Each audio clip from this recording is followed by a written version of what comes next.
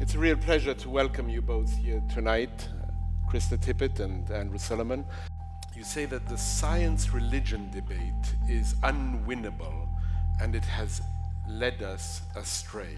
It was still a fraught thing in this culture to talk about religion. And I think part of what's changed is that we are getting a more expansive sense of how fluid and truly diverse this whole part of life is, how it really works, not how it worked in debates in Washington or debates over this moral value or that moral value, how it works in real lives. Whether scientists are religious or not, they are making discoveries, they are raising questions that are the raw material of theology. There is frequently discomfort on the part of science with a religion that professes to provide an enormous number of answers.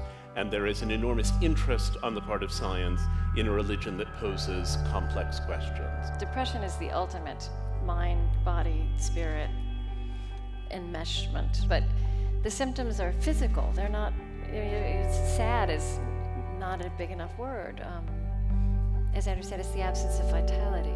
The pills and medication doesn't take you away from yourself, but gives you back to yourself.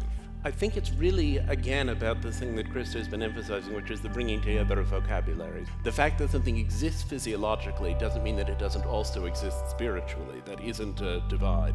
And the fact that one has a spiritual experience does not mean that one isn't actually also having a physiological one. You said that some of the most important progress, I think, on religion is being done by neuroscientists. What's so fascinating right now in the 21st century is that science is now studying, taking into the laboratory, religious virtues, giving us pretty sophisticated knowledge about how they work, how forgiveness works, when it does, why, how to create the conditions for that. So potentially broadening and deepening some of religion's own core virtues. That's very interesting to me.